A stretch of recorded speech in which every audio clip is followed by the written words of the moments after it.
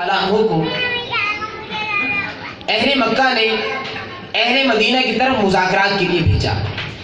حضرت عروہ بن مسعود رضی اللہ تعالیٰ عنہ بڑے کر و فر کے مالک تھے، بڑی جاہ و حشمت والے تھے، بڑی عقیق نظر والے تھے۔ حضرت عروہ بن مسعود رضی اللہ تعالیٰ عنہ جب اہل مدینہ کے پاس حاضر ہوئے تو انہوں نے دیکھا کہ حضور سید عالم نور مجسم منبع جود و کرم صلی اللہ تعالیٰ علیہ وسلم جب وضو فرماتے ہیں تو صحابہ کرام علیہم رضوان وضو کا پانی نیچے نہیں گرنے دیتے بلکہ اپنے ہاتھوں پر لیتے ہیں اور اپنے چہروں پر ملتے ہیں، اپنے جسموں پر ملتے ہیں۔ آقا علیہ السلام جب لعاب دہن ڈالتے ہیں، پھوک مبارک ڈالتے ہیں تو صحابہ کرام علیہم رضوان ان کو اپنے ہاتھوں میں لیتے ہیں، اپنے چہروں اور جسموں پر ملتے ہیں۔ آقا علیہ السلام جب بینی مبارکہ ڈالتے ہیں ان کو بھی اپنے ہاتھوں اور چہروں پر لیتے ہیں اور ملتے ہیں، بطور تبرک ان سے تبرک حاصل کرتے ہیں۔ صحابہ کرام علیہم رضوان اس طرح کا طرز عمل ہے کہ حضور علیہ السلام سے محبت کا یہ انداز ہے کہ آقا علیہ السلام کے تھوک کو بھی نیچے نہیں گرنے دیتے، وضو کے پانی کو بھی نیچے نہیں گرنے دیتے، اور یہاں تک کہ آقا علیہ السلام جب بینی مبارکہ صاف کرتے ہیں وہ بھی نیچے نہیں گرنے دیتے۔ حضور سید عالم نور مجسم صلی اللہ علیہ وسلم جب اپنے گیسویں مبارکہ ترشواتے ہیں تو وہ بھی اپنے ہاتھوں میں لے لیتے ہیں، وہ بھی نہیں گرنے دیتے، نیچے نہیں گرنے دیتے۔ بلکہ اس ضمن میں حضرت خالد بن ولید رضی اللہ تعالیٰ عنہ کہتے ہیں کہ میرے پاس آقا علیہ السلام کی پیشانی مبارکہ کی چند بات تھے جو میں نے اپنی ٹوپی میں سی ہوئے تھے۔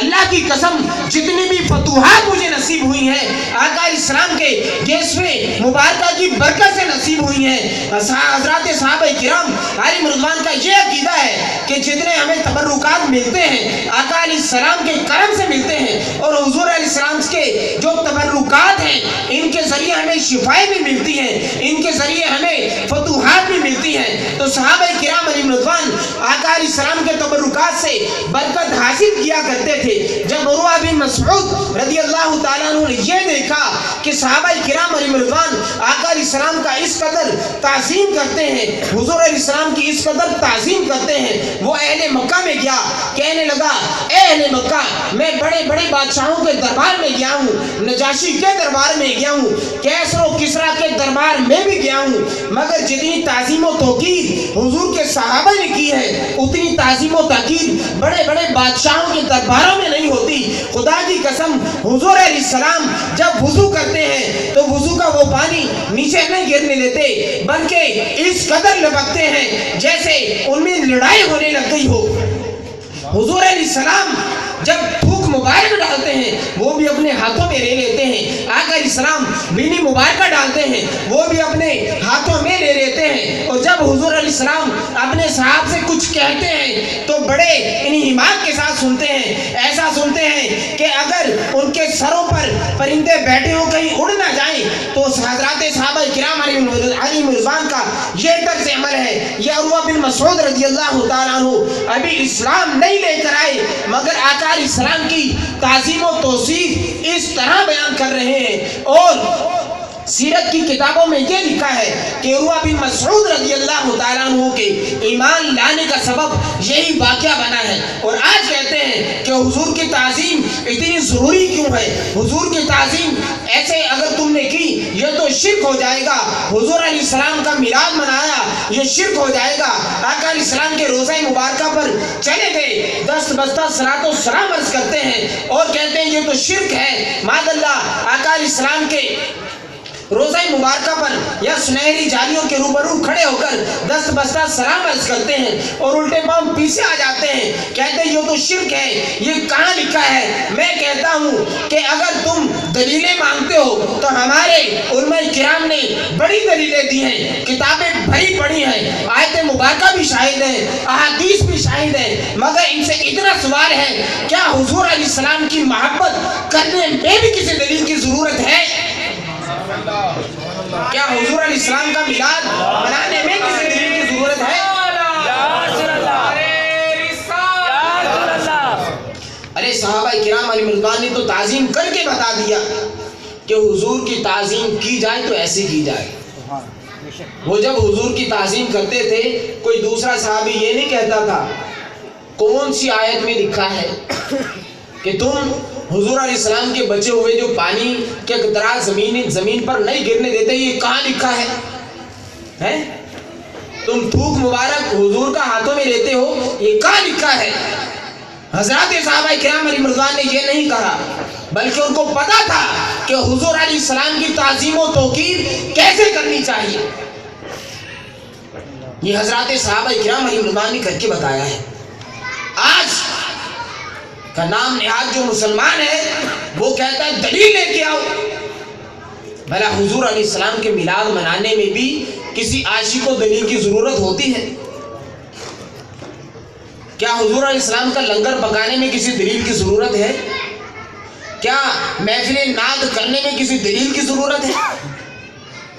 دلیلیں بہت ہیں، مگر سوال اتنا ہے کہ حضور علیہ السلام کا نام لینے میں دلیلوں کی ضرورت ہے؟ تو پیارے اسلامی بھائیوں، حضور سید عالم صلی اللہ علیہ وسلم کا میلاد جو ہے یہ جن کے حصے میں آیا وہی منا سکتے ہیں، وہ بغیر دلیل کے مناتے ہیں، بغیر دلیل کے مناتے ہیں، کیونکہ مومن اس طرح کا تقاضا نہیں کر سکتا۔ میٹھے پیارے اسلامی بھائیوں، الحمدللہ دعوت اسلامی کی سنتوں بھری جو تحریک ہے یہ ہمیں یہی درس دیتی ہے کہ حضور سید عالم صلی اللہ علیہ وسلم سے ہم اپنا رابطہ استوار رکھیں، آقا علیہ السلام سے اپنا رابطہ مضبوط کریں، کیونکہ یہی دنیا اور آخرت میں کامیابی اور نجات کا ذریعہ ہے۔ حضور سید عالم صلی اللہ علیہ وسلم کی سنتوں پر چلیں، آقا کریم علیہ السلام کی سیرت مبارکہ پر عمل کریں، تو انشاءاللہ العزیز ہماری جو زندگی ہے اس کا اصل جو مقصد ہے وہ ہمیں حاصل ہو جائے گا۔ آقا کریم صلی اللہ علیہ وسلم پر کثرت کے ساتھ درود پاک پڑھیں، حضور سید عالم صلی اللہ علیہ وسلم کا ذکر خیر کثرت کے ساتھ کریں۔ آقا کریم علیہ السلام نے ارشاد فرمایا، ادبوا اولادکم ثلاث خصال، اپنی اولاد کو ادب سکھاؤ اور 3 چیزیں سکھاؤ، ان میں سے حب نبیکم، اپنے نبی سے محبت سکھاؤ۔ اب جب ہم میلاد کی محفلیں منعقد کریں گے یہ حضور علیہ السلام سے محبت کرنے کا تقاضا ہے، اور حضور سید عالم صلی اللہ علیہ وسلم سے محبت جو ہے یہ انہی معنوں میں مکمل ہو سکتی ہے جب ہم حضور علیہ السلام کی سیرت مبارکہ پر مکمل طور پر عمل کریں اور اپنے بچوں کو بھی بتائیں کہ حضور علیہ السلام کی محبت کیسے کی جاتی ہے۔ جب ہم کھانا کھائیں تو بچوں کو بتائیں کہ یہ آقا علیہ السلام کی یہ سنتیں ہیں، جب ہم پانی پئیں تو یہ بتائیں یہ حضور علیہ السلام کی یہ سنت مبارکہ ہے، جب آقا کریم علیہ السلام کا اس میں مبارک آئے تو انگوٹھی چوم کے آنکھوں کو لگائیں اور ان کو بتائیں کہ ہمیں انگوٹھی چوم کر آنکھوں کو لگانا چاہیے، یہ حضور سے محبت کا تقاضا ہے۔ ایسے ہی فرمایا کہ میری اہل بیت سے محبت، حب اہل بیت ہی، میری اہل بیت سے محبت۔ جب اہل بیت سے محبت ہم کریں گے اپنی اولاد کو درس دیں گے اور بتائیں گے یہ ہمارے اہل بیت ہے، ان کی یہ زندگیاں ہیں، اس طرح انہوں نے زندگی گزاری ہے، اس طرح انہوں نے اسلام کی خاطر اپنی جانیں قربان کی ہیں، تو انشاءاللہ العزیز ہماری اولاد میں بھی